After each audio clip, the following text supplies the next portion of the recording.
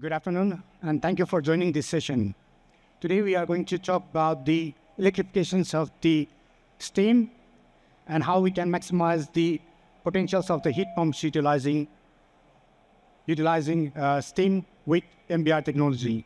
MVR stands for the Mechanical Vapor Recompression technology. My name is Manoj, and I'm the product manager for the Sabro chillers and Sabro heat pumps. Sabro is the part of the Johnson Control brand. Many of the leading companies around the world, they are looking for the decarbonizations. And this is because they want to be carbon neutrals by 2030. This is also the trends that we see across the world with many other leading companies doing the same for the decarbonizations. Talking about these steams, in industrial processes, steam is crucial. It is used in different applications in different industrial verticals. It has different uses. Just to give some examples, the steam can be used for the spray drying, roasting, crystallizations in sugar industries, distillations and pasteurizations in food and beverage industries, for energy transmissions and space heating in district heatings, and so on. Broadly speaking, the steam can be classified in three groups. We have low pressure steams, medium pressure steams, and high pressure steams. Low pressure steams is ranging from 1 bar up to 3 bar, and this is what we are going to discuss in this forum today.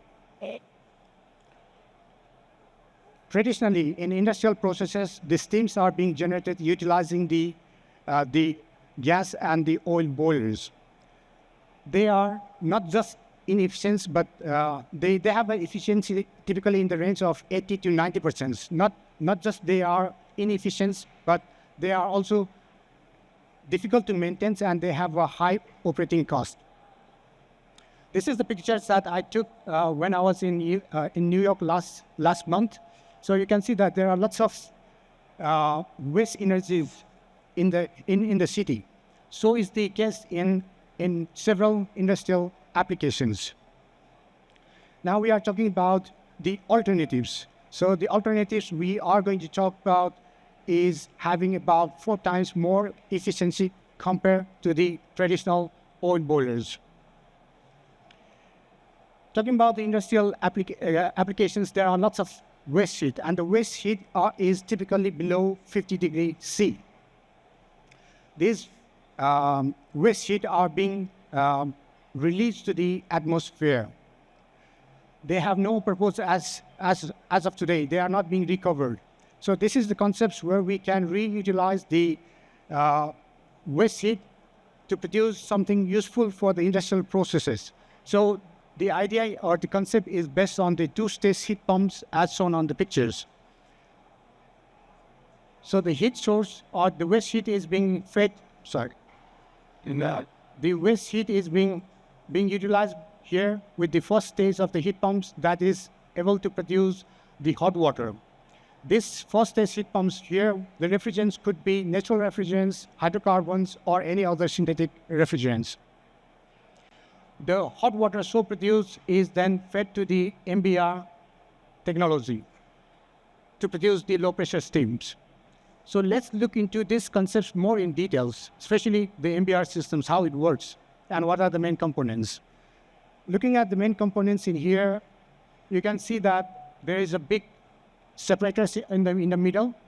This is the liquid separators where the vapor and the liquid gets separated.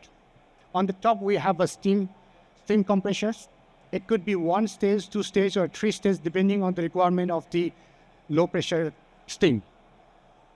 On the bottom, we have the liquid pumps in here for the recirculations of the condensate return.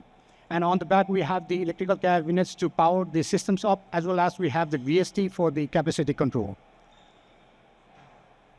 So how the MVR technology works. First, the pressurized hot water from the first stage of the condensers is expanding at the liquid separators. The vapor rises up, and the condensate liquid goes down at the bottoms, which is then recirculated by this pump, sending back to the first stage condenser of the first stage heat pump.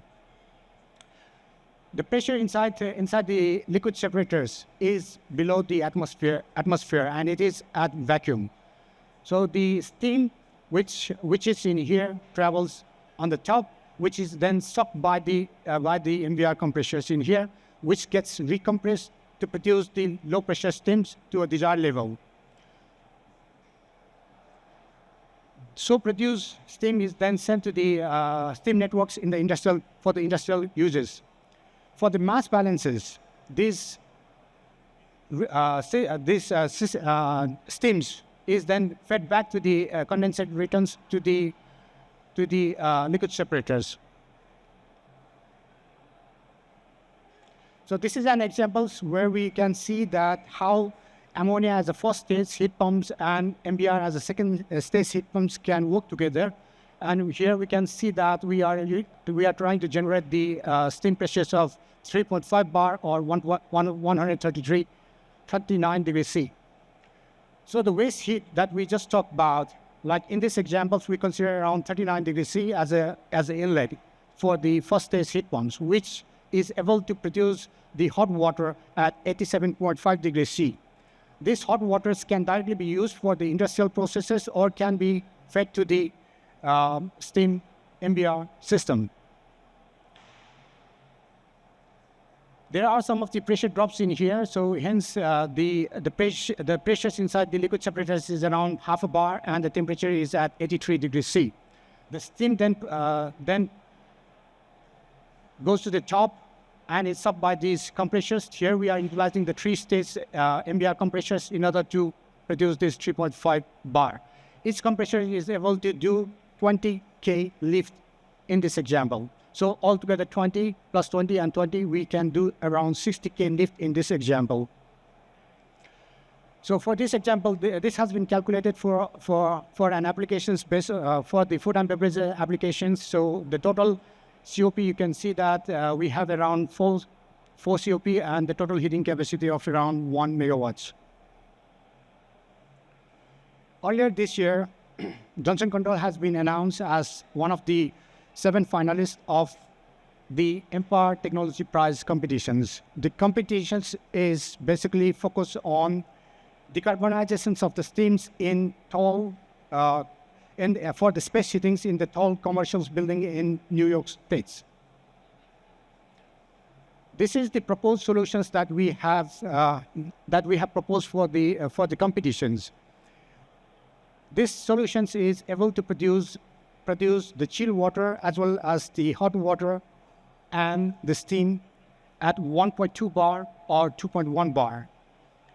The conditions in here, the low temperatures, water source temperatures, and the steam pressures were given by the competitions, together with the requirement for the COP as well as the other requirements on the capacities and so on. So as a Johnson Controls, we have provided the solutions as shown on the pictures on this black box. So this consists of the 2-stage heat pumps as shown.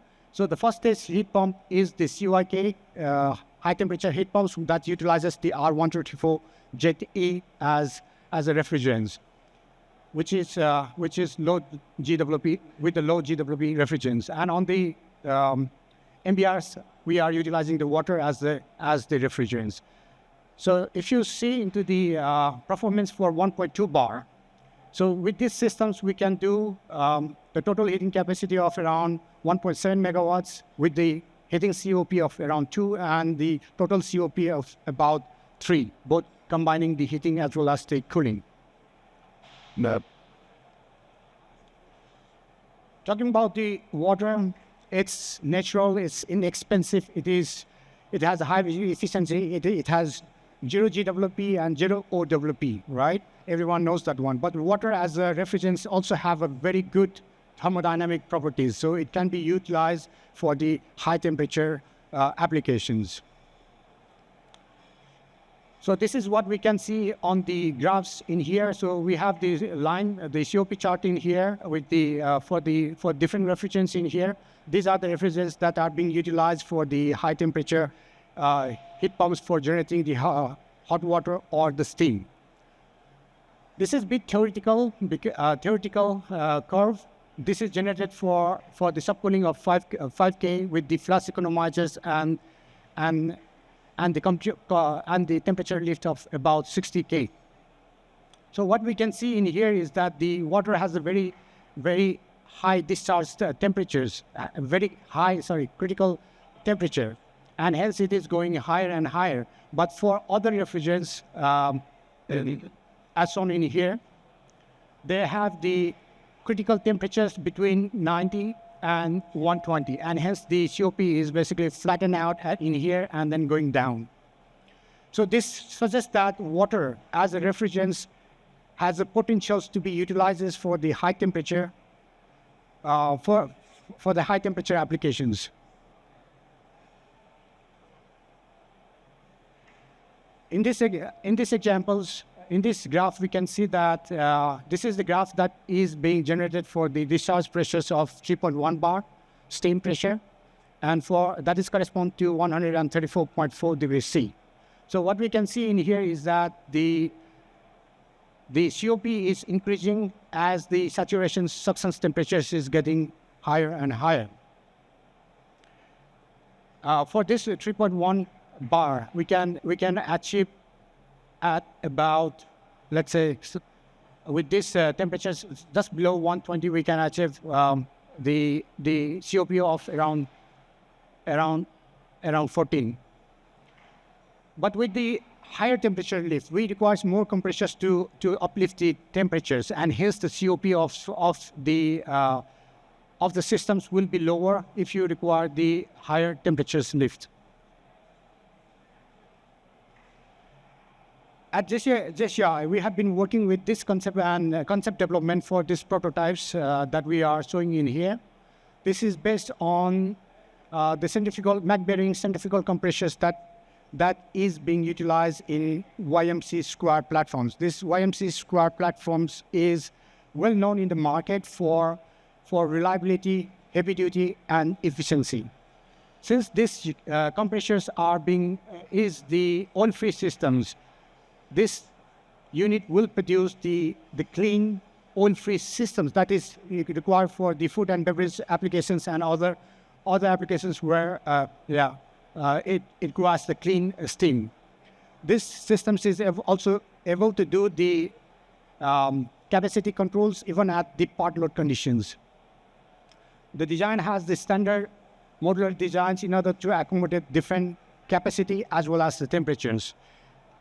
The last but not the least, the units produced at Jensen Controls are 100% tested at factories in offline for the customer's peace of mind or customer satisfactions. Why did we choose this technology? Simply because this technology fits in terms of the capacity, temperatures, and the efficiency that is required by the industrial applications over other technologies that is available in the market.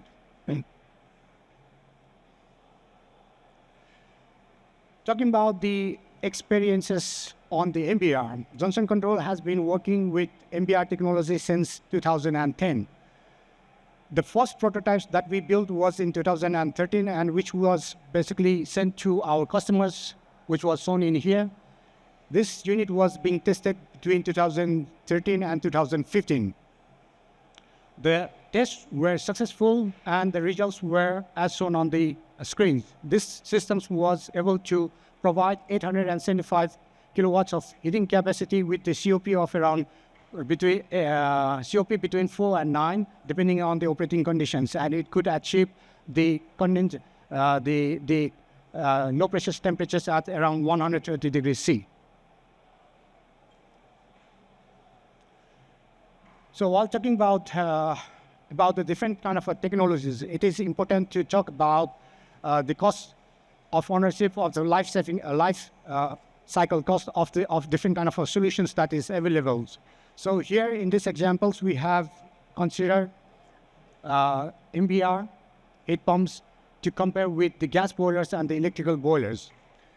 We have chosen, for these simulations, we have chosen industry based in Denmark, and all the operating conditions were taken the same in here as shown on the screen.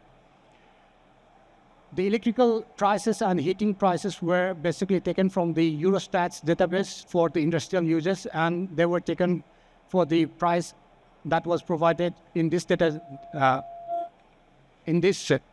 database for 2021 and 2023.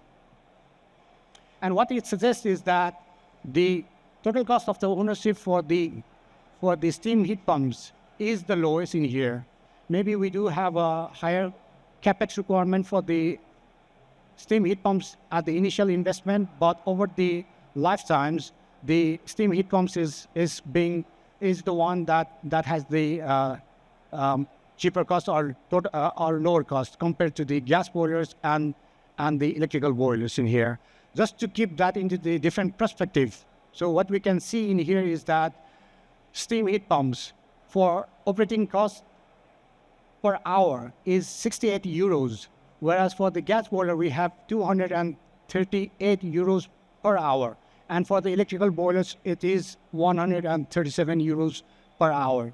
So this concludes that the steam heat pump, MVR, is the cheapest, and it is about 3.5 times cheaper compared to the gas boilers. So the key takeaway from this presentation is that the two-stage heat pumps together with the MVR technology does make sense, and it can convert the waste heat into the useful heat. This system is about 4 times more efficient compared to the traditional boiler systems with the fossil fuels, and this solution is able to achieve or reduce the cost by 25% annual energy cost and approximately 20% decrease in the carbon emissions. So that was all for today, and if you are interested in similar kind of discussions with different topics in relation to the heat pumps, then I ask you to follow my colleagues in different halls and different days. So we have a few more minutes for any questions if you might have.